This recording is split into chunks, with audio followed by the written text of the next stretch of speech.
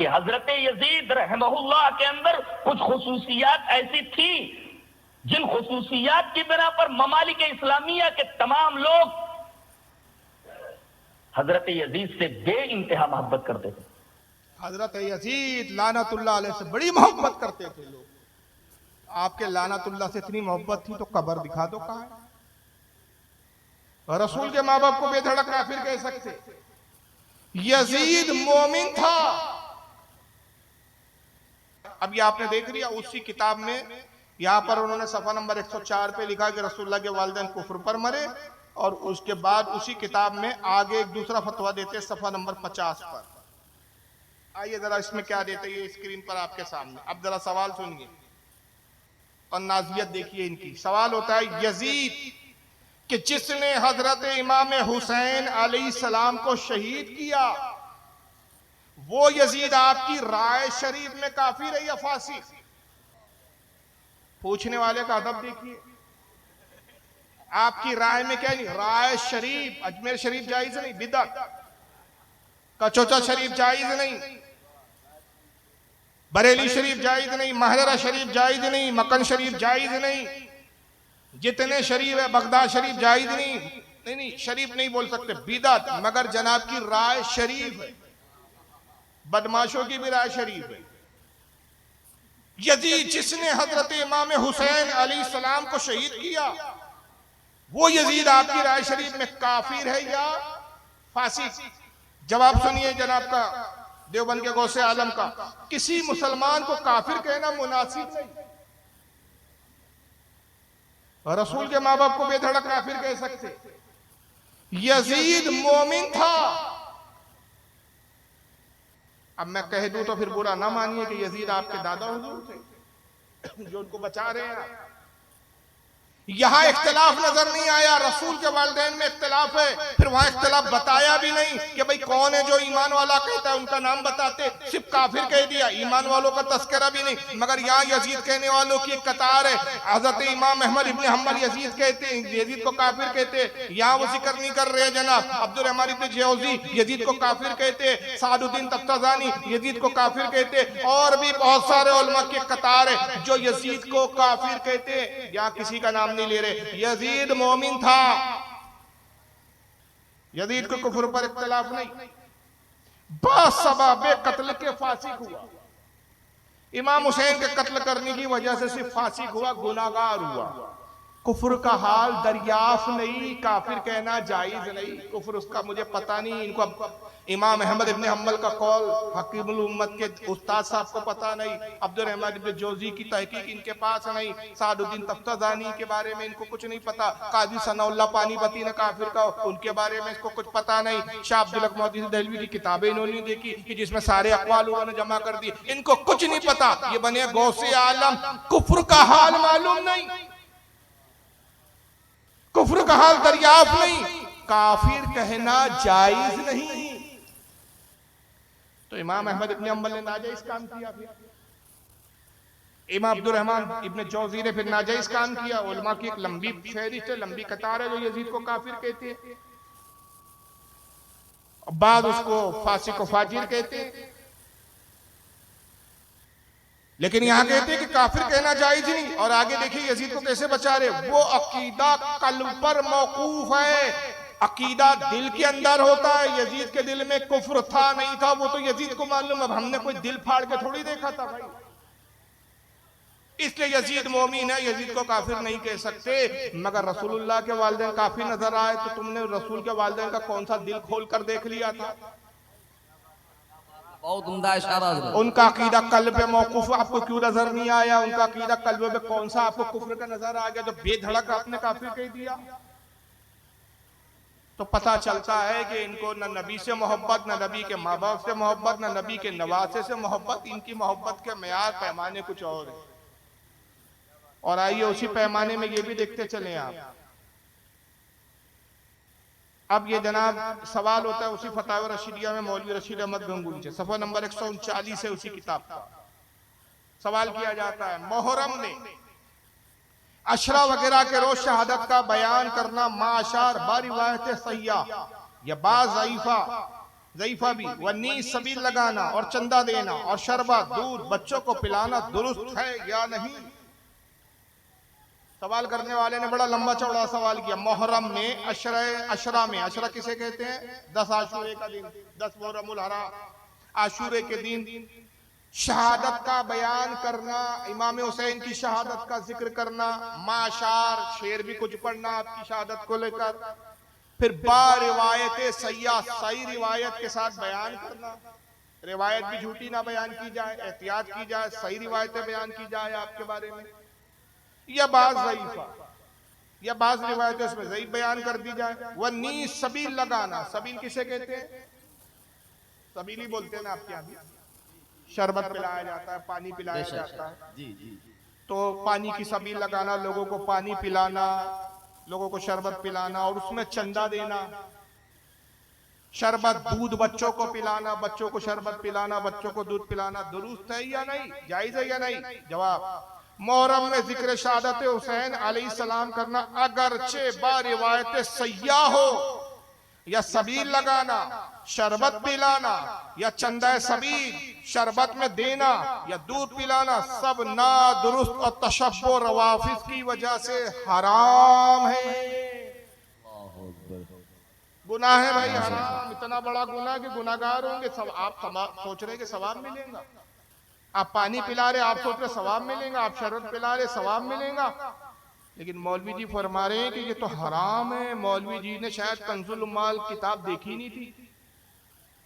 कंजुल ईमान नहीं कह रहा हूं, कंजुल उम्माल, हज़रत इमाम इब्न हुस्सामुद्दीन अल मुत्तकी अल हिंदी की हदीस की कई जिल्दों में, तकरीबन 18 जिल्दों में किताब है हदीस की, लेकिन गौसे आलम ने इनके देखी ही नहीं। अगर देखी होती तो उनको रिवायत मिलती और ये फतवा देते वक्त हाथ थर्राते कि किसी ने रसूलुल्लाह से अर्ज किया, अल्लाह के नबी, जहाँ पानी ना मिलता हो, पानी की किल्लत हो, सरकार वहाँ कोई किसी को पानी पिला दे तो क्या उस पर कोई अजर सवाब है? फरमाया कि जहाँ पानी की किल्लत हो, पानी आसानी से ना मिले, वहाँ कोई किसी प्यासे को पानी पिला दे तो उसे 1 हज्जे मबरूर का सवाब। सुभान अल्लाह, माशाअल्लाह, नारे तकबीर, नारे रिसालत, जिक्र शुहदाए करबला कॉन्फ्रेंस, आशिकाने अहले बैत कमेटी, नारे तकबीर, नारे रिसालत।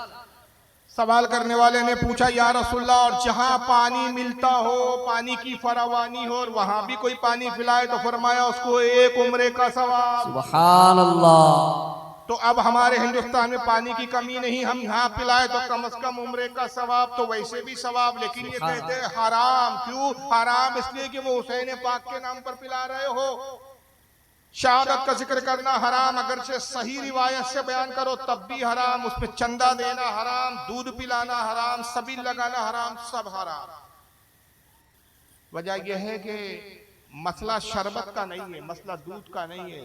चिढ़ हमें इमाम हुसैन से, क्या बात है, क्योंकि हमारे अब्बा यजीद तो मोमिन थे, उनको काफिर कहना जायज नहीं है, अकीदा कल पर मौकूफ है। अब आइए उसी फतवे में इनका तजाद देखिए। पता नहीं ये भांग खा के फतवा नवीसी करते थे कि क्या जाने, अल्लाह जाने। अब आइए उसी किताब में, वही किताब है, किताब भी दूसरी नहीं है, फतावे रशीदिया, सफा 576 है। सफे बदले, सफे बदलते इनके ख्यालात बदल जाते, सफे बदलते इनके अफकार बदल जाते, सफे बदलते इनके अकीदे बदल जाते। जिनके हर सफे पे अलग अलग अकीदे हो, ऐसे बेवकूफों के पीछे जाना अपनी आखिरत तबाह करना। आइए फतावा रशीदिया सफा नंबर 576 पे सवाल हुआ। सवाल सुनिए, हिंदू जो प्याऊ पानी की लगाते, प्याऊ यानी सबील, हिंदी में प्याऊ बोलते, उर्दू में सबील बोलते। हिंदू जो प्याऊ लगाते हैं, वो पानी पिलाने के लिए स्टॉल लगाते हैं, सूदी रुपया सर्व करके, उसमें पैसा भी कौन सा, यहाँ चंदा हलाल था, देने वाले सुन्नी थे, इमाम हुसैन और अहले बैत के चाहने वाले थे, तब भी जायज नहीं था, बच्चों को पिलाना भी जायज नहीं था। या हिंदू प्याऊ लगा रहा है, पैसा भी सूदी, ब्याज का पैसा, इंटरेस्ट का पैसा खर्च कर रहा है, मुसलमान को उसका पानी पीना दुरुस्त है या नहीं? जवाब, इस प्याऊ से पानी पीना मजायका नहीं। ओ यार, बिल्कुल पी सकते। हिंदू का प्याऊ का पानी पी सकते हैं लेकिन सबीले लगा सकते हैं। इसलिए देखा गया है कि कावड़ी यात्रा जाती है तो ये सबीले लगा के उनको तो पिलाते हैं, लेकिन आशिकाने अहले बैत को पिलाते हुए नजर नहीं आते। तो जहां जाना, जिनके साथ रहना है, उन्हीं से तो दोस्ती निभाएंगे ना, रहना भी आखिर उन्हीं के साथ। तो बहरहाल ये एक मैंने बताया। अब आप सब जानते हैं कि हम पानी क्यों पिलाते हैं। माशाअल्लाह माशाअल्लाह। हम पानी क्यों पिलाते हैं भाई? क्या पानी की कमी है? जिस शख्स को आप पकड़ के सभी में पानी पिला रहे, शरबत पिला रहे, क्या उसके घर में शरबत बनाने के लिए शक्कर नहीं है, चीनी नहीं है? क्या उसके घर में पानी नहीं है? क्यों पिला रहे हैं? और बुला बुला के पिलाते हैं। नहीं भी पीना चाहते तो अरे पीजिए ना जनाब, एक गिलास तो लीजिए। अरे भाई नहीं, पेट भर गया यार, बहुत पी लिया। अरे यार ये शरबत तो ट्राई कीजिए, ये रूह अफ़ज़ा का है, ये दूध का है, ये खश का है, ये फला है, ये फला है। दुनिया भर के मुख्तलिफ शरबत बने, मुख्तलिफ सबीले लगी हैं, मुख्तलिफ किस्म के अलग अलग फ्लेवर के शरबत है, पीजिए। क्यों भाई, क्यों पिला रहे? इसलिए पिलाते हैं कि हम जानते हैं कि आज भी कुछ यजीद की औलाद जिंदा है और उनको अब दिखाना चाहते हैं कि तुम्हारे बाप यजीद ने 3 दिन हुसैन पाक को प्यासा रखा था। आज करोड़ों गुलाम हुसैन है, खुदा की कसम ये यजीद की मौत है, आज हम किसी को प्यासा रहने ही नहीं देंगे। सुभान अल्लाह माशाअल्लाह। यजीद तूने 3 दिन पानी बंद किया था। अल्लाहु अकबर। या रसूल अल्लाह, या रसूल अल्लाह, या हुसैन, या हुसैन। माशाअल्लाह माशाअल्लाह। देखिए अकीदा सुने देवबंद का क्या अकीदा। तो हम यजीद को उसकी सोच पर, यजीदियों की सोच पर हम सर्ब लगाते हैं कि तुमने इमाम हुसैन को प्यासा रखा, अहले बैत को प्यासा रखा। आज देख जहां तक निगाह है करोड़ों हुसैनी है, करोड़ों अहले बैत के चाहने वाले। खुदा की कसम आज हम किसी को प्यासा रहने नहीं देंगे और बताएंगे कि पानी पिलाना हुसैनी सोच है, पानी से रोकना यजीदी सोच है। वाह वाह वाह वाह। अब तो समझ लो कि रोक कौन रहा है, अब पिला कौन रहा है। अब भी हक का और बातिल का फर्क वाज़ी नहीं हो रहा। इसका भी इन्होंने एक रास्ता निकाला सा। कहा भाई ऐसा है कि आप कहते हैं कि पानी इसलिए पिला रहे हैं, इमाम हुसैन ने पानी रोका गया, तो ये रिवायत भी सही नहीं है साहब, पानी तो रोका ही नहीं गया। आइए इस वक्त देवबंद के एक सपूत है, ये जिंदा है, सेक्सी मौलाना बोलता हूं मैं इनको, सिवाय सेक्स के और बीवी बच्चों के उसके अलावा इसके पास कोई टॉपिक ही नहीं। जो लोग नेट पे सुनते हो देखते हो, दिन भर बीवियों की बातें करता है, बस शादी करो, शादी करवा दूंगा, 4 कर लो, 8 कर लो, 9 कर लो। क्या लगा के रखा है तेरे पास, कुछ टॉपिक नहीं है। बैठा बैठा यही सोचता रहता है, दिमाग में यही फुतूर चलता है तेरे। नाम है मौलवी तारिक मसूद, देवबंद से ताल्लुक। अभी छोटे भाई का नंबर है, बड़े भाई का भी नंबर आएगा। अभी आप छोटे से शुरू कर रहे हैं। सुनिए जनाब, एक नया फलसफा लाया है, सुनिए। करबला के वाकयात में जो जुल्म की दास्तानें इजाफी बयान की जाती हैं, इसका मुस्तनद तारीखी रिवायात से कोई सबूत बोलो भाई नहीं मिलता। अब लोगों ने अपनी दुकानें चमका ली हैं, पानी नहीं था, कई दिनों से खाना नहीं मिला। सही रिवायात से साबित है कि हजरत हुसैन रजी अल्लाह तआला अन्हु करबला के मैदान में वुजू करके नमाज पढ़ते थे, तो पानी था तो नमाज पढ़ते थे। पानी बंद ही नहीं हुआ था जनाब। बेवकूफ है आप जो इतने साल से सुनते आ रहे हैं कि 3 दिन से पानी, 7 मुहर्रम से पानी बंद हो गया, फिर जनाब पानी के लिए सकीना तड़प रही थी, बच्चे बिलक रहे थे, पानी बंद ही नहीं हुआ। इतना पानी था कि इमाम हुसैन तो वुजू बना रहे थे, वुजू बना के बाकायदा साहब मैदान जंग में गए, वुजू बनाया, फिर लड़ने गए। जब वुजू के लिए पानी था तो लोगों ने अपनी दुकानें चमकाने के लिए इजाफी रिवायतें बना दी। इजाफी यानी जो हकीकत थी उससे ज्यादा उसमें इजाफा कर दिया। हाँ भाई ठीक है, हमने तो अपनी दुकानें चमकाने के लिए इजाफी कर ली, तुम किसकी दुकान चमकाने के लिए इसका इनकार कर रहे हो। अब एक साहब और इनको सुन लीजिए, इनका नाम है जलालुद्दीन कासमी, ये भी जिंदा है, मरे नहीं, ये अहले हदीस है जनाब। अब इन्होंने भी एक बड़ी दूर की कौड़ी लाई साहब, अब इनकी सुनिए जनाब।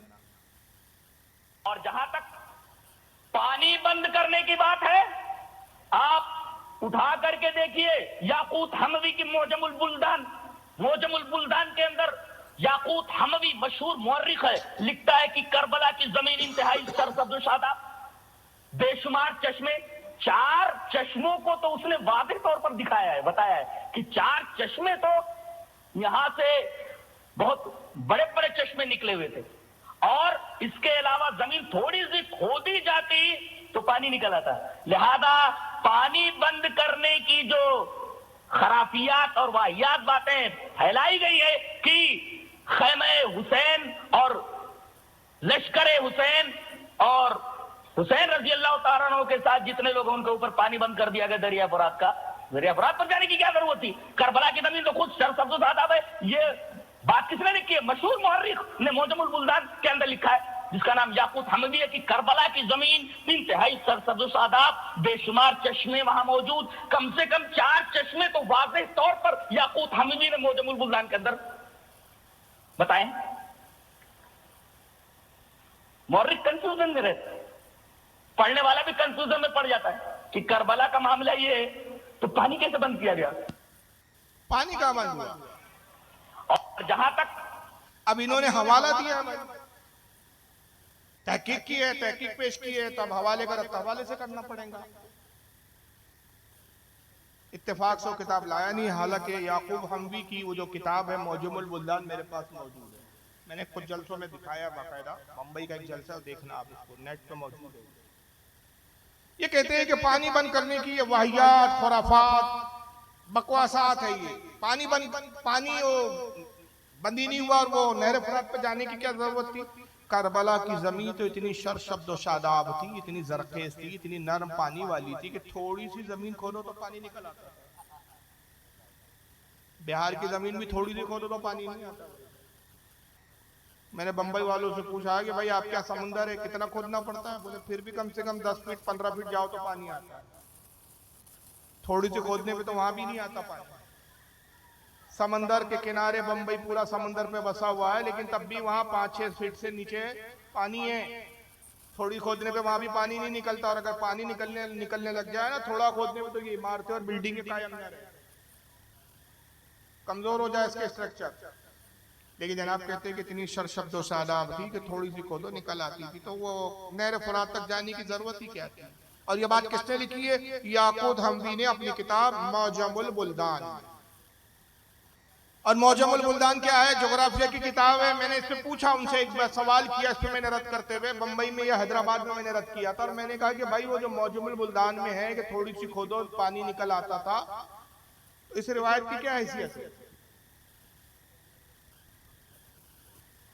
और कमाल ये है कि फिर मैंने एक सवाल किया ये जलालुद्दीन कासमी साहब से, वो सब नेट पर मौजूद है, हैदराबाद की तकरीरें हो। मैंने कहा 61 हिजरी में हुआ है वाक़या करबला। 61 हिजरी में करबला की जमीन इतनी शर्शब्दो शादाब थी कि थोड़ी खोदो तो पानी निकलता था। और याकूत हमवी 600 हिजरी के, क्या बात, 600 हिजरी में जब वो लिख रहे हैं तो 600 हिजरी तक करबला की जमीन शर्शब्दो शादाब थी। 600 साल के बाद तक, 550 साल के बाद तक सरशब्दो शादाब थी करबला की जमीन। और वो 4 चश्मों के नाम भी बता रहा है याकूत हमवी की, 4 चश्मे तो यहाँ मौजूद है ऑलरेडी। तो ऐसा क्या इनकलाब बर्पा हो गया कि आज वही करबला की जमीन पथरीली खुश्क रेतीली हो गई? नहर फुरात भी एक बिल्कुल छोटे से नाले की जैसी हो गई। अब वो नहर ना होते हुए देख लीजिए, उसको सीमेंट से बाकायदा कंट्रोल करके उसको गवर्नमेंट ने उसको बचाने के लिए बड़ी जद्दोजहद की है। वो जमीन जहाँ 4-4 चश्मे थे, वो चश्मे कहाँ गायब हो गए? वो जमीन जो थोड़ी खोदो पानी निकलता था, अब पानी क्यों नहीं निकलता? ये इनकलाब कब बर्पा हुआ? ये ऐसा वाकया क्या हो गया? ऐसा कौन सा गजब इलाही उस करबला की जमीन पर आ गया कि पानी गायब हो गया? तो इसकी कोई तारीख होगी, कोई हिस्ट्री होगी, कोई किताब में तस्करा होगा, वो बता दीजिए आप। तो जलालुद्दीन कासमी को जब मैंने एतराज किया तो तिल मिला गए जनाब, और ये मेरा वीडियो बड़ा वायरल हुआ सा। तो फिर कमरे में बैठ के इन्होंने जवाब दिया। अब जवाब सुनिए।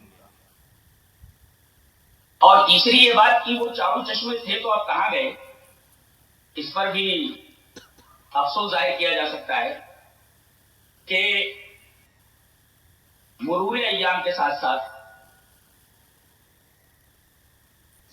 दिन गुजरने के साथ साथ बहुत सारे मनाजिर बदल जाते हैं, जगहों के हालात बदल जाते हैं, और एक शायर ने बहुत अच्छा कहा है कि देखते ही देखते मंजर बदल जाते हैं क्यों, और एक पल में लोग अपने घर बदल जाते हैं क्यों, और एक ही जैसा अजल से है निजाम मैकदा है वही साथी मगर सागर बदल जाते हैं क्यों। बहुत सारे गांवों के अंदर हमने देखा कि वहां पहले कुएं थे, लेकिन अब कुएं के नामो निशानात मौजूद नहीं है। अब कोई ये कहे कि वो कुएं कहाँ गए, एक बेहुदा किस्म का सवाल है। सवाल ये है कि वो चश्मे कहाँ गए। 600 साल तक चश्मे थे, ये तारीख की किताबों में मौजूद है। गायब हुए उसका तस्करा किसी तारीख की किताब में नहीं, उसका तस्करा नहीं। भाई वो कौन सी किताब में है कि चश्मे गायब हुए? तो जवाब क्या है? शायर का शेर। देखते ही देखते मंजर बदल जाते हैं क्यों, पल में लोग बदल जाते हैं क्यों, अजल से है निजाम मैकदा साकी वही है पैमाने बदल जाते हैं। ये है मारे घुटना फूटे आप। इनसे पूछा कि आपके अब्बा का नाम क्या है, तो पड़ोसी का नाम बता। क्या बात है, वाह। अरे भाई इतना अजीम वाक़या है कि बेशुमार जुमले क्या थे कि करबला की जमीन पर बेशुमार चश्मे थे। 4 चश्मों के नाम याकूत हम्बी ने मौजमुल बुल्दान में बयान भी किए। जो बेशुमार चश्मे थे, सारे बेशुमार चश्मे गायब हो गए। अचानक जमीन पथरीली और सख्त हो गई, पानी गायब हो गया, चश्मे गायब हो गए। सरसब्ज जमीन जिसको थोड़ा खोदो पानी निकलता था, अब पानी नहीं निकल रहा है। तो भाई ये वाक़या कब हुआ, ये क्या उसमें तब्दीली आई, क्या उसके अंदर जो है चेंजेस आए, कौन सी तारीख में है, कौन सी हिस्ट्री में है, कौन सी ज्योग्राफी की किताब में, उसका कोई जवाब नहीं है। शेर है शायर। हालांकि मौजमुल बुल्दान में याकूब हम्बी ने ये नहीं लिखा कि करबला में जो है वो 4 चश्मे थे या नहर फुरात का जिक्र किया। उसने इराक के ज्योग्राफी की बात की और इराक में जितने चश्मे आसपास पाए जाते थे करबला के और कुफा के, उन चश्मों का जिक्र किया। ये उसने कहीं नहीं बयान नहीं किया कि करबला में बेशुमार चश्मे थे। मैंने चैलेंज किया कि वो याकूब हम्बी की किताब में दिखा दे कहाँ है वो, तो जनाब वो दिखा नहीं पाया आज तक। तो बहरहाल ये तारीख में लिखी हुई बात है और अफसोस की बात यह है मुझे कि आज कुछ हमारे सुन्नी कहलाने वाले भी मौलवी साहबान इसका इनकार कर रहे हैं। पता नहीं क्यों इनकार कर रहे हैं, मैं नहीं समझ पा रहा हूँ। जबकि तारीख की ये मुस्तनद किताबों में मौजूद है कि बाज़ाब्ता पानी बंद किया गया था। इस पर मुतअद्दिद हवाले हैं मेरे पास, मैं 1-2 हवाले आपको दिखा भी देता हूँ। आइए, ये तारीख तबरी है, इमाम इब्न जरीर तबरी की, जिल्द नंबर इसकी 5 है, सफ़ा नंबर 412। ये इमाम तबरी ने बाज़ाब्ता पूरी रिवायत बयान की है, पूरी सनद के साथ। काला अबू मिखनफ हदस्ते सुलेमान बिन अबी राशिद अन हुमैद बिन मुस्लिम अल आज़ादी काला जाअ मिन उबैदुल्लाह बिन ज़ियाद कतबा इला अम्र बिन साद अम्मा बाद वहल बैनल हुसैन व साबी व बैनल मा। इमाम इब्न जरीर तबरी रहमतुल्लाह अलैह फरमाते, सनद लिखते इन्होंने फुला से फुला ने फुला से रिवायत किया कि उबैदुल्लाह इब्न ज़ियाद की तरफ अम्र इब्न साद ने खत भेजा। इमाम ने कुछ सुलह की बात की थी कि 3 पेशकश रखता हूँ, एक या तो मुझे यजीद के पास जाने दो, मैं अपना मामला यजीद से खुद तय कर लूंगा, या मैं जहाँ से आया हूँ वहाँ वापस जाने दो, या तीसरा ये कि मुझे किसी काफिरों के इलाके में जाने दो ताकि वहाँ जाके मैं दीन की तबलीग करूँ। तो पहले अम्र इब्न साद ने इस राय को पसंद किया। इब्न ज़ियाद जो गवर्नर था उसको खत लिखा उसने, तो उसके जवाब में इब्न ज़ियाद ने जो लिखा वो ये था, कहा कि हुसैन और उनके असहाब और पानी के दरमियान में हायल हो जाओ, इन पे पानी पाबंदी लगा तो वला यज़क़ु मिन्हु कतरा, एक कतरा भी की तरफ जाने ना पाए। कमा सनऊ बित्तक़ी ज़क़ील मज़लूमी अमीरुल मोमिनीन उस्मान इब्न अफ़्फ़ान, ठीक ऐसे ही इन पर पानी रोको जैसे मजलूम मुत्तकी परहेज़गार हजरत उस्मान गनी पर पानी रोका गया।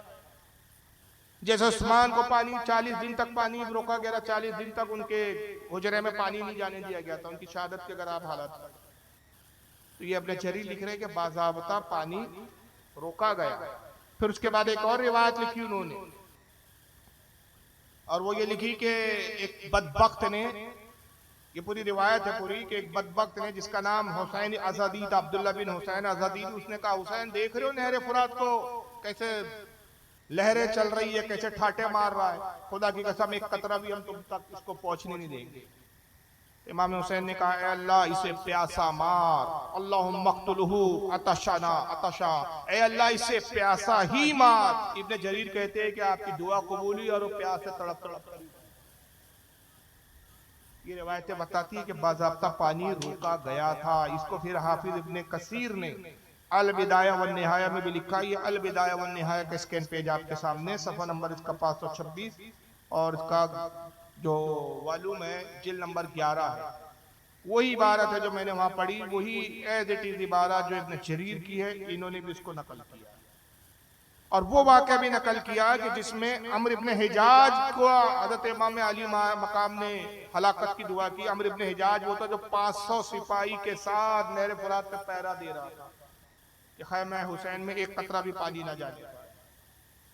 तो इमाम अली मकाम ने उसके लिए भी दुआए हलाकत करते फरमाया, अल्लाह इसे प्यासा मार। कहते फा माता हाज़ा रजूल मिन शिद्दतिल अतश, ये बदबख्त अम्र इब्ने हिजाज भी जब मरा प्यास की शिद्दत से ही मरा। पानी पानी करता था और पूरी तफसीली रिवायत आती है कि जब पानी दिया जाता पीता तो एक कतरा भी हलक से नीचे नहीं उतरता, हलक से नीचे ही नहीं उतरता।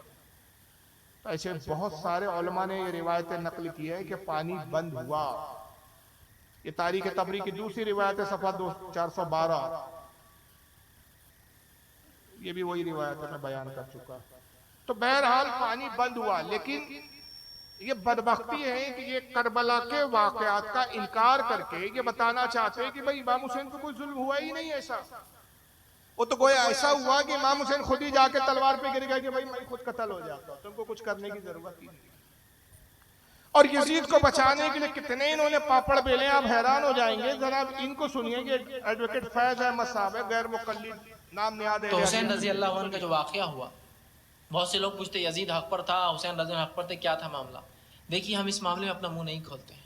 अल्लामा इब्ने तैमिया रहमतुल्लाह से जब सवाल किया गया जंग सिफ़ैन जंग जमल में क्या अली हक पर थे या जो है आयशा हक पर थी रजी अल्लाह अन्हा, तो और जो है क्या करबला के अंदर फ़लाँ हक पर थे फ़लाँ हक पर, जब सवाल किया गया तो बहुत ही बेहतरीन जवाब अल्लामा इब्ने तैमिया रहमतुल्लाह ने दिया। मैं चाहता हूँ हम सब उस जवाब को याद रखें। उन्होंने कहा उस जंग में मैं शामिल नहीं था, अल्लाह ने मेरी हाथों की हिफाजत कर ली। क्या फरमाया? मैं उस जंग में शामिल नहीं था तो अल्लाह ने मेरे हाथों की हिफाजत कर ली। अब मेरा काम है अपना मुंह ना खोल के अपनी जबान की हिफाजत करूं। मैं नहीं था ना उस जंग में तो अल्लाह ने बचा लिया। हक था, बातिल था, सही था, गलत था, अल्हम्दुलिल्लाह मैं बच गया। मेरा हाथ इसमें शामिल नहीं, किसी सहाबी के खून में रंगे नहीं है, किसी उसमें नहीं, अल्हम्दुलिल्लाह। अब मेरा काम है अपनी मुंह ना खोलकर अपनी हिफाजत, इसलिए दोनों तरफ सहाबा है तो मुंह मत खोलो, अपना मुंह खोलकर अपनी हिफाजत। यजीद की फौज में कौन से सहाबा? बक रहा हूं जुनून में, न जाने क्या क्या कुछ ना समझे खुदा करे। इब्ने तैमिया ने ये लिखा है जंग सिफ़ीन के बारे में,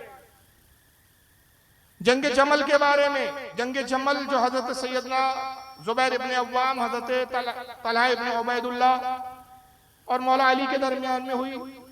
बाद में दोनों हजरात ने मौला अली से रुजू भी कर दिया, उनकी शहादत भी हो गई। मौला अली ने इनसे जो खता इज्तिहादी हुई, जो लर्जिश हुई, उसको दरगुजर भी कर दिया, सुलह हो गई, बात खत्म हो गई।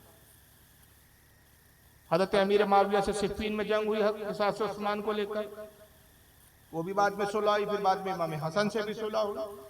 उसके बारे में उलमा ने फरमाया कि दोनों तरफ सहाबी थे। हजरत मुजद्दिद अल्फसानी शेख अहमद सरंदी मकतूबात रब्बानी फरमाते अजीज सिफ़ीन के जो मामलात है उसमें अपनी ज़बान रोक, सहाबा के जो मुशाजरात है, जो इख्तलाफात है, जो जंगे है, जो मामले उनके आपस में हुए, उसमें अपनी राय को दाखिल न कर, खामोशी इख्तियार कर, इसलिए कि दोनों तरफ सहाबी है। निस्फ सहाबा इधर है, निस्फ सहाबा इधर है। अगर तूने किसी भी सहाबा के बारे में बदगोई की और उन्हें बुरा भला कहा तो आधा दीन से एतमाद उठ जाएगा,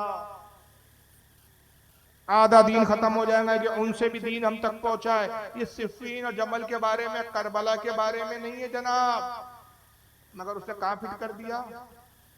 करबला पे। और कहा कि देखो साहब, लोग पूछते हैं कि करबला में हुसैन हक पर थे कि यजीदी फौज हक पर थी? आप बताइए, आपके नजदीक कौन हक पर था? गुंजाइश है आपके नजदीक थोड़ी सी? कोई शक है कुछ इसमें? खुदा की कसम अगर हुसैन हक पर ना होता तो आज हम जिक्र हुसैन के लिए जमा ना हो।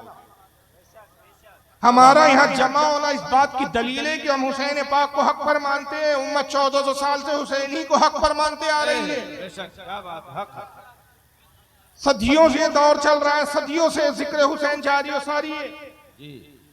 मगर इनकी बदबख्ती देखिए, कहते कि सवाल हुआ, पूछा गया, लोग पूछते हैं कि भाई हुसैन हक पर थे कि यजीद हक पर थे, तो हम वही बेहतरीन जवाब देते हैं जो इब्न तैमिया खबीस ने दिया। एक नंबर का खबीस था इब्न तैमिया, जिसके खुद अकीदे बातिल थे, जिस पर खुद उलमा ने गुमराहियत और बदमज़हबियत के हुक्म सादिर किए, जिसका सबसे बदतरीन अकीदा यह था। इब्न तैमिया 661 हिजरी और 728 में मरा, 661 में पैदा हुआ, 3 बार जेल गया, तीसरी बार ऐसे जेल में गया कि जेल में ही मौत हो गई उसकी। और उसका अकीदा बदतरीन ये था, कहता कि अल्लाह जिस्म रखता है, हाथ पैर कान नाक सब कुछ है, अपने जिस्म के साथ, अपनी बॉडी के साथ, अपनी जसामत के साथ अर्श के ऊपर बैठा हुआ है,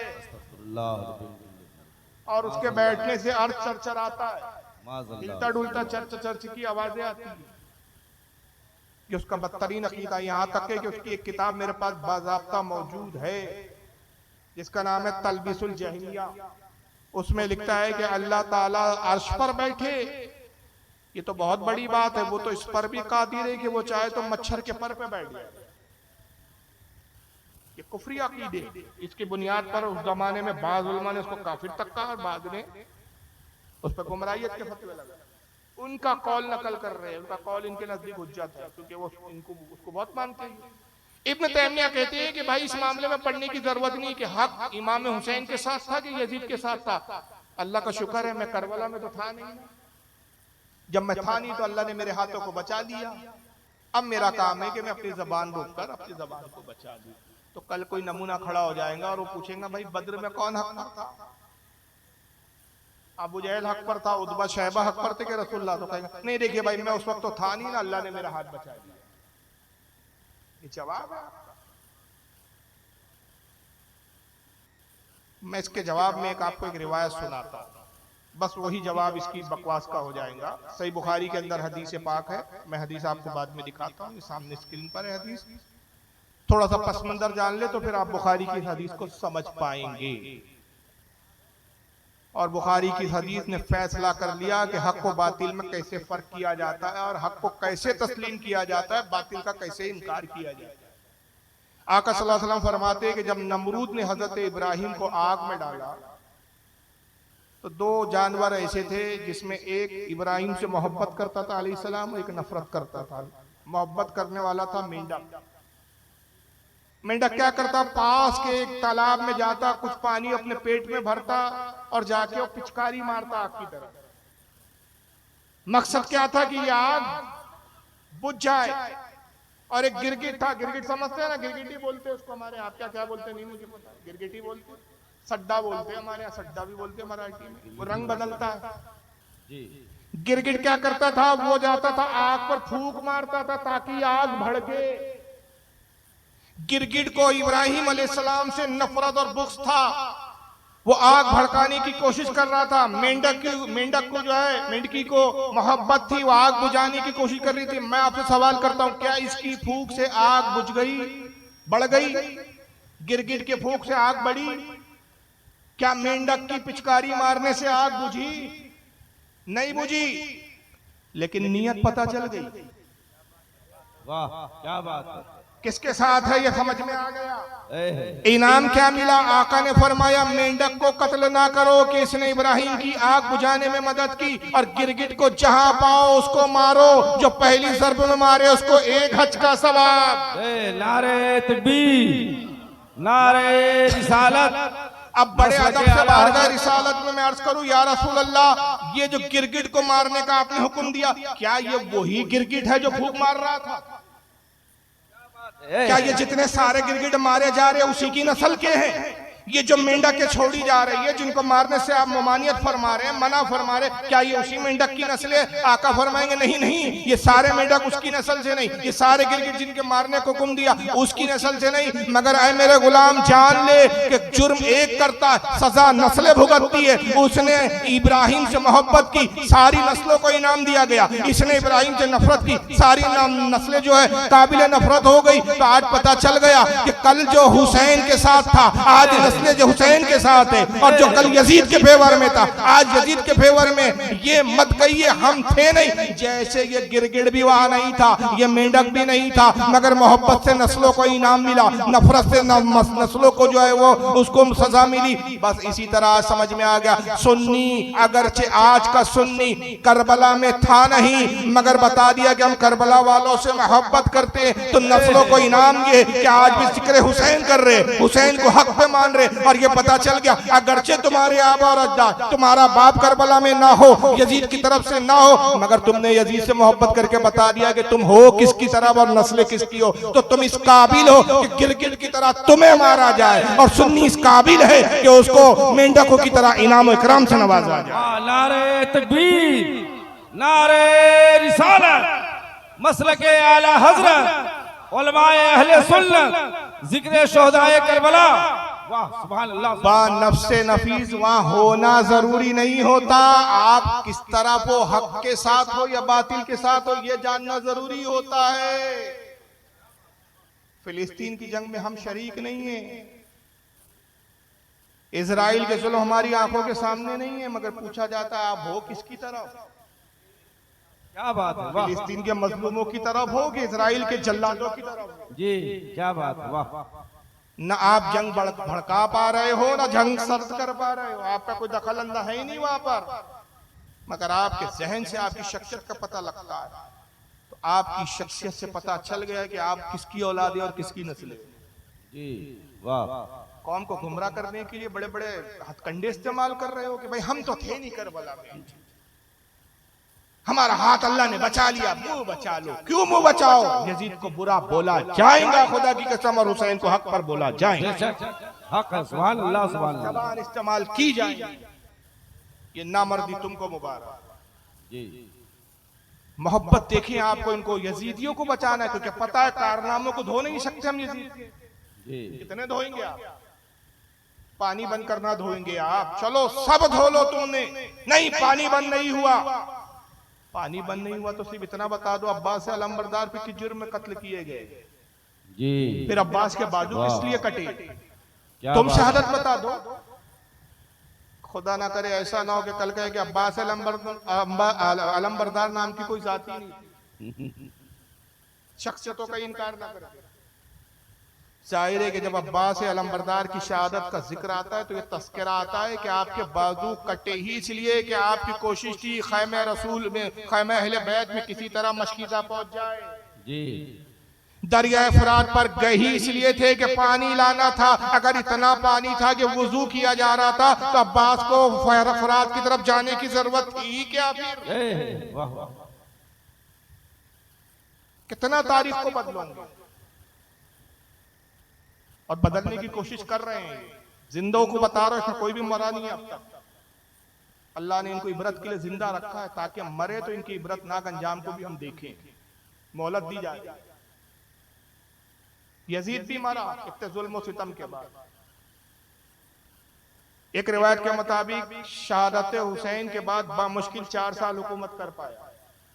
और 4 साल कैसे गुजरे यजीद के पता है आपको? ये 4 साल ऐसे गुजरे कि एक रात भी सुकून से सो नहीं पाया। यहां तक उलमा ने लिखा कि जब भी एक तो नींद नहीं लगती, तबीब और उसको हकीम कुछ नींद की दवाएं देते, कुछ माजून देते कि नींद लगे। किसी तरह नींद लगती तो सामने दिखता कि इमाम अली मकाम खड़े हुए, जिस्म खून से भरा हुआ है, और आप फरमाते हैं यजीद किस जुर्म में मुझे कत्ल किया? बस हड़बड़ा के उड़ जाता, फिर नींद उचाट हो जाती। खाना पीना 2 बार हो गया, लागे और दुबला होने लगा, बीमार हो गया।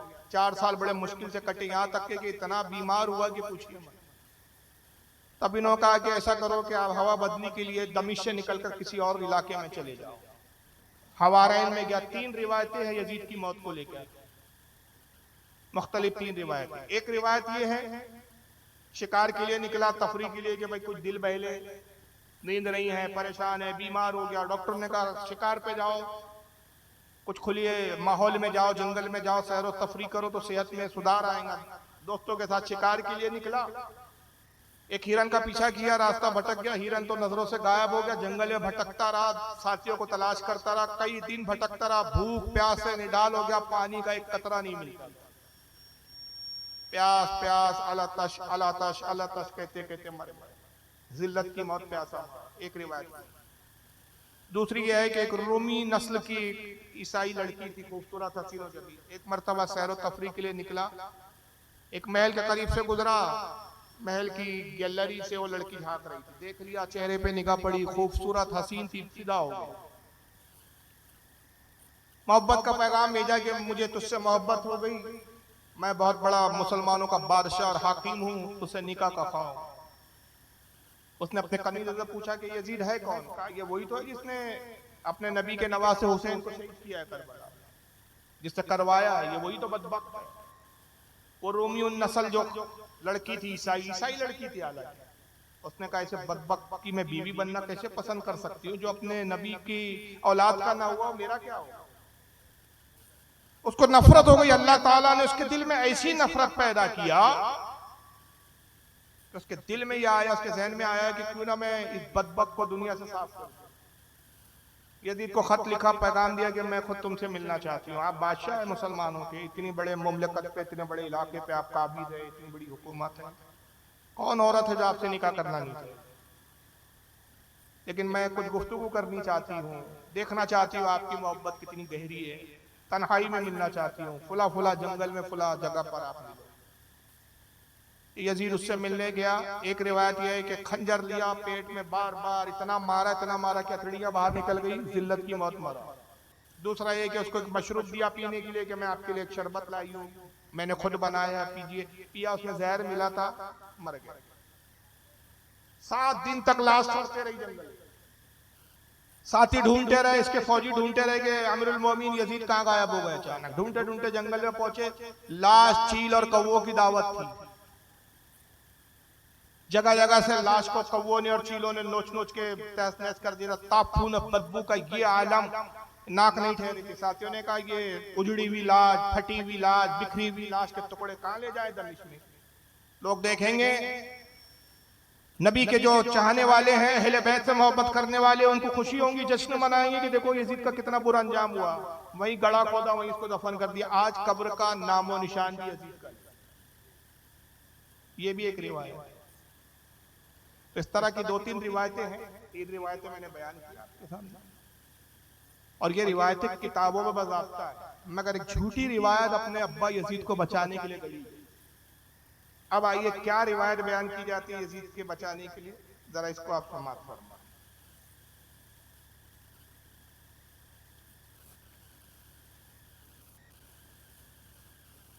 दुरूद शरीफ पढ़ें। अल्लाहुम्मा सल्ली अला सय्यिदना मौलाना मुहम्मदिन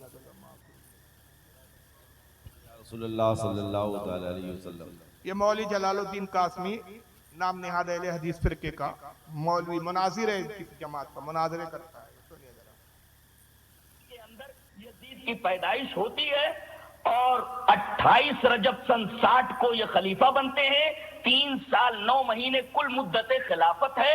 42 साल की उम्र में 14 रबीउल अव्वल को एक मकाम है, मकाम हवारैन, जो दमश्क और तजम्मुर के दरमियान है, वहां आरिज़े नुकरस एक बीमारी होती है। आरिज़ा माने बीमारी, तो आरिज़े नुकरस की बीमारी में मुब्तला होकर के वहीं इंतकाल कर जाते हैं। और जोश अकीदत और मोहब्बत देखिए लोगों का कि दमश्क तक उनकी नाश को हाथों पर लोग लाए, किसी चीज पर उठाकर नहीं, हाथों के ऊपर लाए। बताइए, एक गलतकार आदमी के साथ इस तरीके की अकीदत का इजहार किया जाना, क्या ये मुमकिनात में से है, पॉसिबल है? से पता चलता है कि हजरत यजीद रहमहुल्लाह के अंदर कुछ खुसूसियात ऐसी थी जिन खुसूसियात की बिना पर ममालिक इस्लामिया के तमाम लोग हजरत यजीद से बे इंतहा मोहब्बत करते थे। हजरत यजीद लानतुल्लाह अलैह से बड़ी मोहब्बत करते थे लोग। आपके लानतुल्लाह से इतनी मोहब्बत थी तो कब्र दिखा दो, कहाँ है? कब्र ही दिखा दो। आज तो हुसैनियों के एक एक मकबरे, एक एक मज़ारे मौजूद है। अरे वो जगहें तक मौजूद है, वो जगहें आज तक ज़ियारत गाहे आम है जहां इमाम हुसैन के खैमे लगे, वो मकाम जहां आपके सर अक़दस को रखा गया आज भी ज़ियारत गाह बना हुआ है। जी बेशक, सुभान अल्लाह सुभान अल्लाह। हमारे अब्बा यजीद का तो कुछ अता पता ही नहीं चल रहा है। ये तो बता दिया मकाम हवारैन में बाअर्ज़ नुक़रस, नुक़रस नामी बीमारी की डेफिनेशन नहीं बताया, क्योंकि अब्बा यजीद की पोल खुल जाएगी।